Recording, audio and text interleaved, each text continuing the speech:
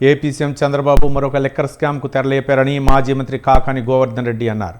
మద్యం వ్యాపారులతో చంద్రబాబు ఒప్పందం కుదుర్చుకున్నారన్నారు.